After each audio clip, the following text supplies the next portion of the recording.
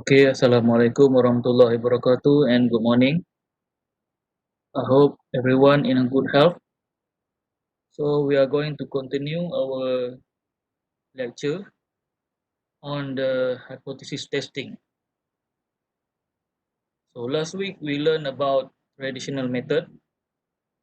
So this week we will focus more on the t-test and z-test in statistical hypothesis testing.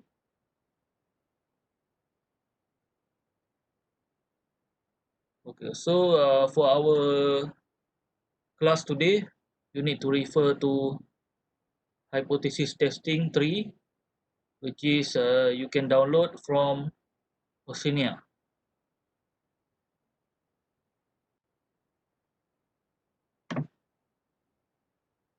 Okay, firstly,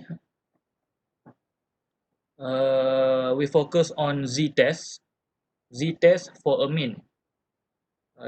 Usually in hypothesis testing, we need to state 5 steps in order to solve the problem in the hypothesis testing. So step 1, you need to state the hypothesis and identify the claim. Step 2, find the critical value. Step 3, compute the test value. Step 4, make the decision to reject or not to reject the null hypothesis. And step 5, summarize the result. So for your test, for your quiz, you need to state all 5 steps in order to solve the problem in z-test, t-test, and also the p-value method. So next, z-test for a mean. Z-test is a statistical test for the mean of a population. It can be used when n equal or more than 30 or when the population is normally distributed and sigma is known. So the formula for the z-test is z equal to sample mean minus hypothesis population sample over sigma. Sigma is population standard deviation over square root of n, sample size. So if you have a question regarding z-test, so you need to use this formula. Okay, the example. A researcher reports that the average of critical shear stress for muddy soil is more than 0.4 Newton per square meter.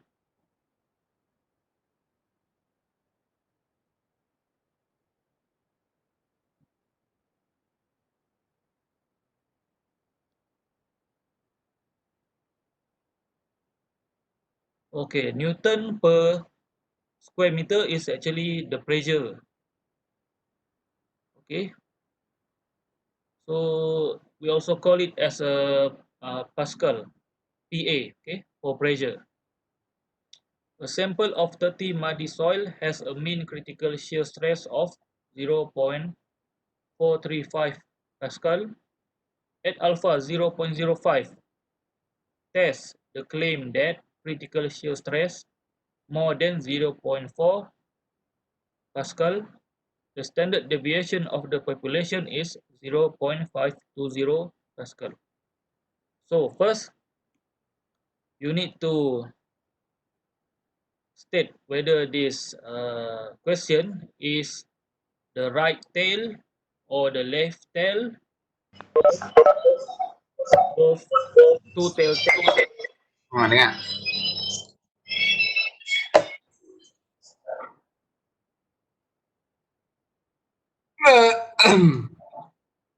Okay, as you can see here, a researcher reports that the average of critical shear stress for muddy soil is more than 0.4 Pascal, which is more. If more, then this is the right tail test.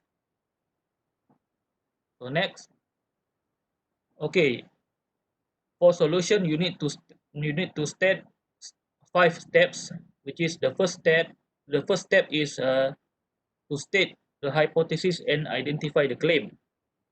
So since based on the question, it state that this case must be more than 0.5, 0.4 Pascal. So this is the right tail test. So you need to state that step 1, H0. H0 is the null hypothesis equal to 0.4 Pascal, and H1 alternative hypothesis more than 0.4 Pascal. So you can refer from the previous slide here, hypothesis testing 1.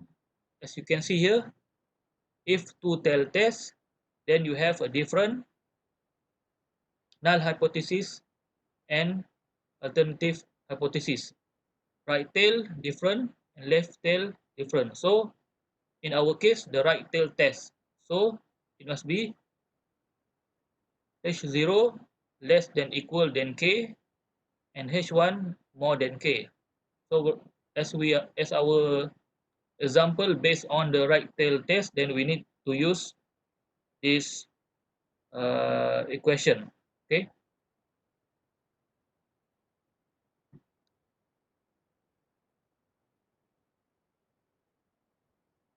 Okay, then we complete step 1. Then for step 2, we need to find the critical value. When we want to find the critical value, we need to refer to the table. So in this case, for the z test, we need to refer to table E. Okay, then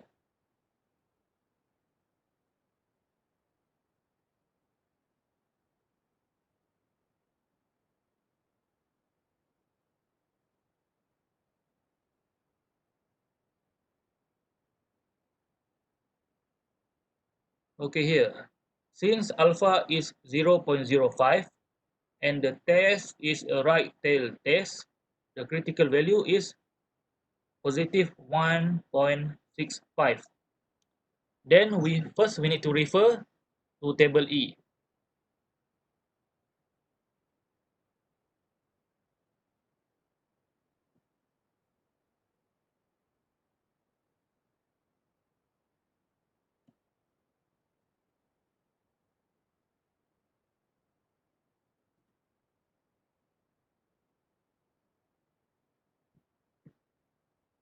Okay, so we refer to table E based on alpha equal 0.05. Okay, since this is the right tail test, so we need to use 1 minus 0.05.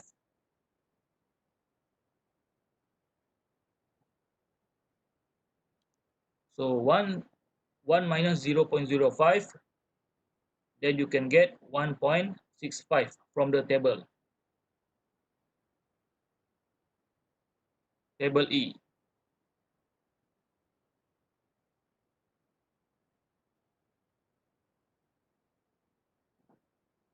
Okay, 1 minus 0.05 equal to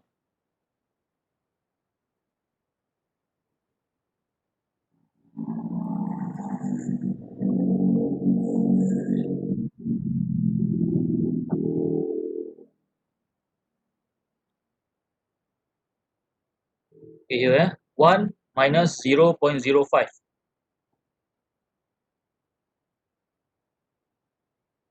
equal to 0.95. So you need to refer to table E, 0.95.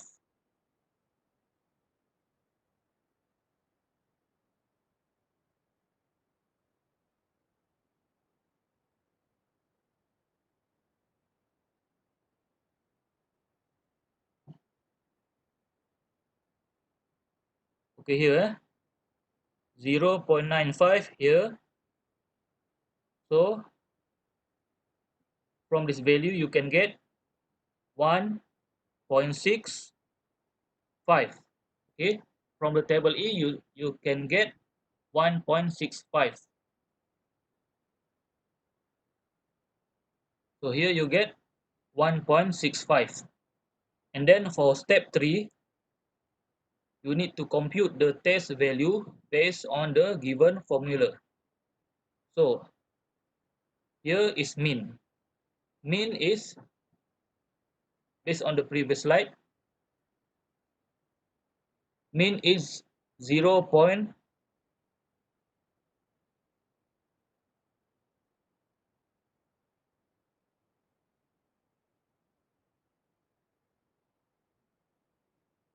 Okay, here mean is 0.435 Pascal.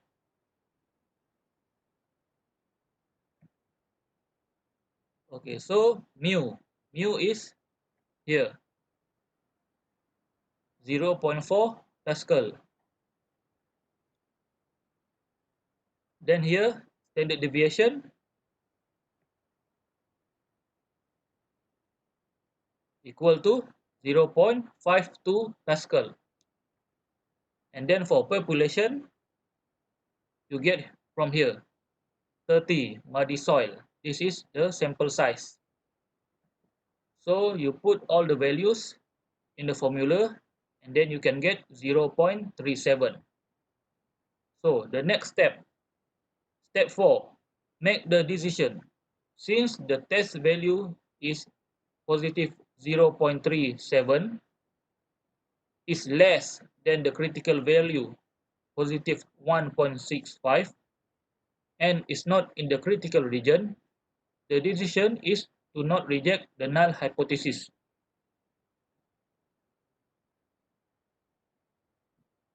Okay, I think for step 4, it is a little bit difficult because of you need to understand that if the z-test less than the critical value or not in the critical region, then the decision is not to reject the null hypothesis. I make it simple thing for you, so you need to refer here. Okay, here. This is actually the formula whether to for step 4. Okay, whether to reject or not to reject the hypothesis. First, is the z-test value or the t-test value inside the critical region, then reject the null hypothesis and enough evidence to support the given claim. But if the z-test or the t-test value outside of the critical region, then you should not reject the null hypothesis and not enough evidence to reject uh, support the given claim. So here two important things, which is you need to determine whether the t-test or z-test value is inside or outside of critical region. Okay, so in our case here, the test value, the z-test value is 0.37, which is less than the critical value of 1.65. When it is less than critical value, then it is not in the critical region. So if it is not in the critical region, so it is not in critical region, which means outside of critical region. So we need to reject the null hypothesis and not enough evidence to reject support the given claim. Okay, so you need to refer to this slide in order to determine whether the hypothesis, whether to reject or not to reject the null hypothesis. Okay, so the last step is step 5, which is you need to summarize the result. So similar like I said before, you need to refer to that slide. So since it is not in the critical region, so there is not enough evidence to support the claim that the critical shear stress is more on average than 0.4 Pascal. So if you have this type of question, so you need to state all 5 steps. Step 1, step 2, step 3, step 4, and step 5 in order to answer the question. Okay, so I believe this question will be on your test 2. So you need to remember and you need to understand how you need to do every single step from step 1 until step 5. Okay, the next one is t-test for a mean. The t-test is a statistical test for the mean population and is used when the population is normally or approximately normally distributed. Sigma is known. So the formula is almost similar with z-test, where the mean minus mu over s over square root of sample size. So the difference is here s. Okay, so s is actually similar with z-test, which is the standard deviation, but in this case the s is the sample standard deviation.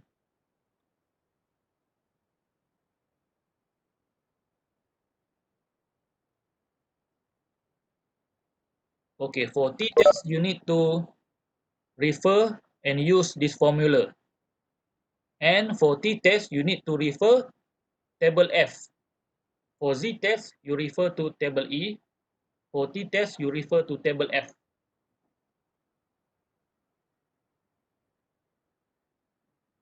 Okay, how to refer to the table F? Example here.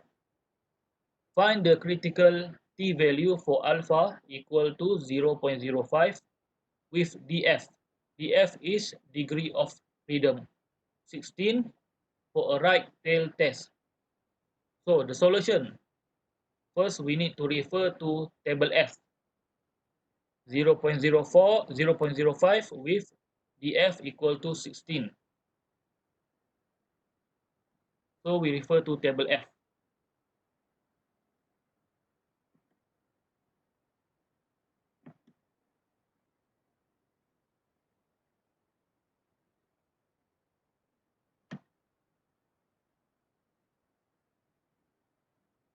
Okay, here appendix B, table F.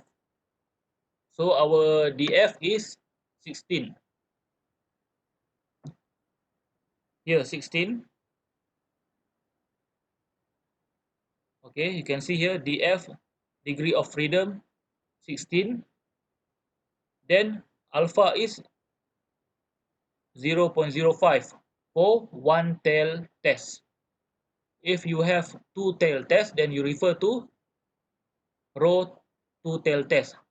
But in our case, we use one tail test, which is 0.05.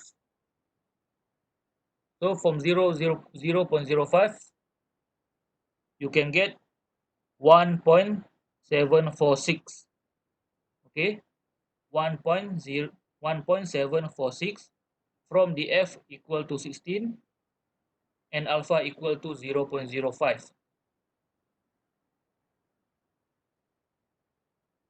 Okay, here the answer is 1.746.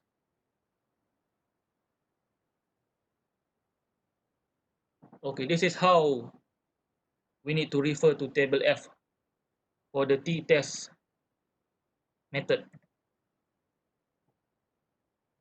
Okay, we question 1. Okay, this is the example.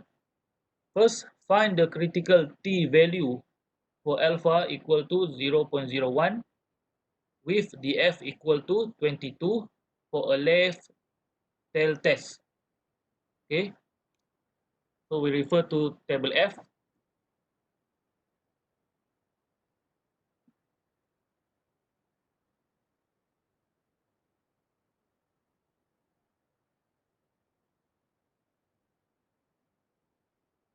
Okay, df is 22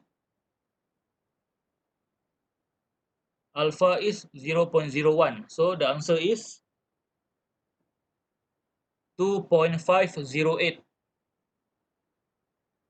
Okay, understand? 2.508 here.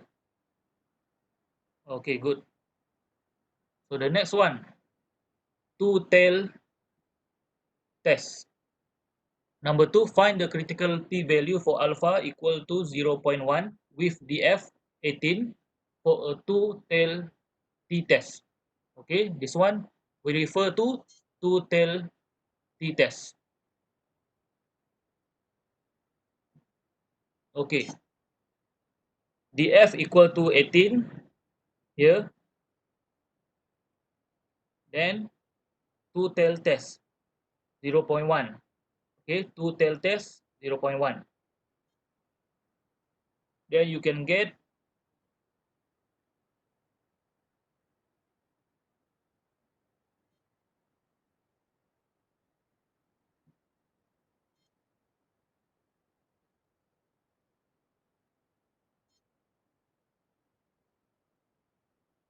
1.734. Okay, 1.734 when the df is 18 and two-tail alpha equal to 0.1. Okay, so we have two condition, one tail alpha and two tail alpha.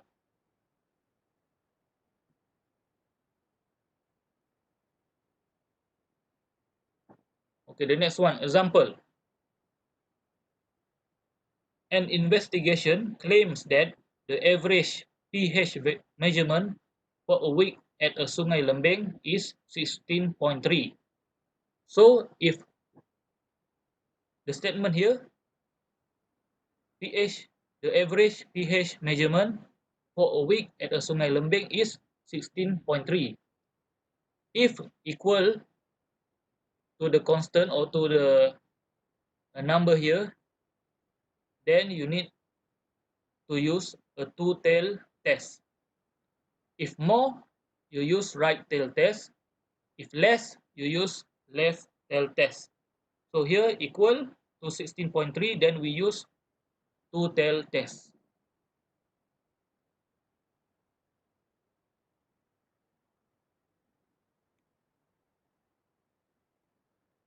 Okay, a random sample of 10 weeks at a mean number of 17.7 pH measurement. The sample standard deviation is 1.8.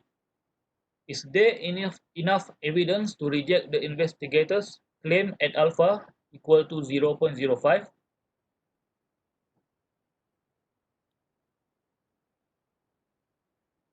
Okay, so solution. Step 1. Null hypothesis is equal 16.3 and alternative hypothesis not equal to 16.3, which is we need to use two-tail test. Okay, step 2. The critical values are positive 2.262 and negative 2.262 for alpha equal to 0.05 and degree of freedom equal to 9. Okay, so we need to refer to table F. So we refer alpha equal to 0.05 and df equal to 9 for a two-tail test. Okay.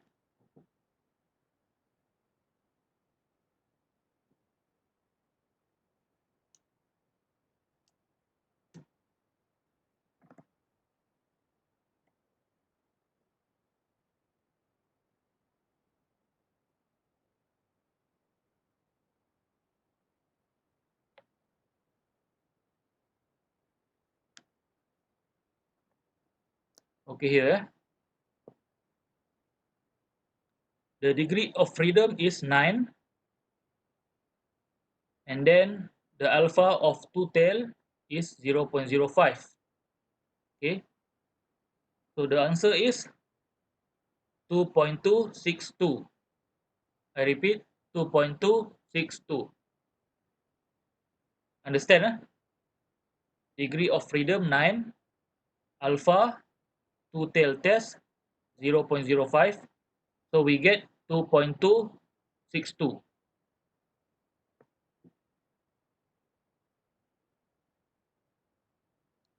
Okay, here we get 2.262 on the right, here on the right side of the distribution, and negative 2.262 for the left side of the distribution. Okay, so step 3, we need to use the given formula. Okay, here the mean x is the mean. The mean is 17.7 pH value minus mu. Mu is the hypothesis measurement 16.3 over S. S is the sample standard deviation, which is 1.8 over square root of n. N is sample size. So sample size here is 10 weeks. Okay. So you get 2.46. Okay, you just use the formula and insert all the number, all the value inside of the formula. So the next step, step 4, reject the null hypothesis. Since 2.46 from the t-test value more than 2.262, which is the critical value. Okay, here 2.46 more than 2.262.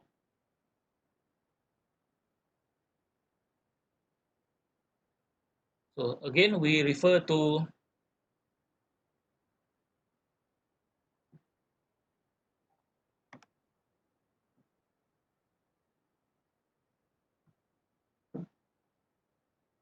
okay. You need to refer here. As you can see,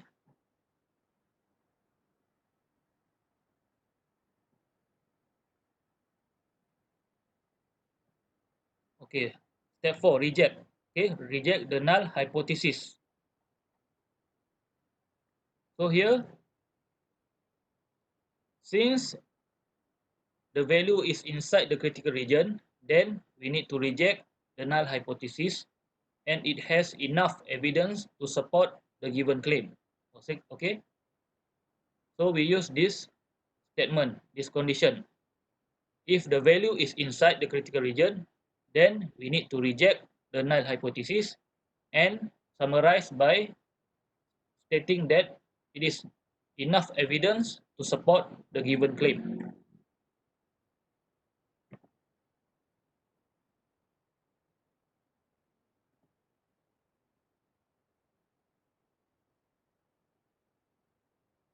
Okay, so 2.46 is within the critical region on the right side of the distribution. Okay, so here as you can see, 2.46 is within the critical region of positive 2.262. That's why we use the number is inside of critical region, so we reject the null hypothesis and enough evidence to support the given claim. So lastly, step 5, summarize the result. Okay, based on this slide, shows that enough evidence. So we use it here. So you write there is enough evidence to support the claim that the average pH measurement for a week at Sungai Lembing is 16.3. Understand? Boleh faham? Reject the null hypothesis ni. Okay. So for step 4 and step 5, you need to refer to this slide lah. If inside critical region, then this statement. If outside critical region, then this statement. So refer to this slide. Okay, that's all for this week. Any question? Soalan?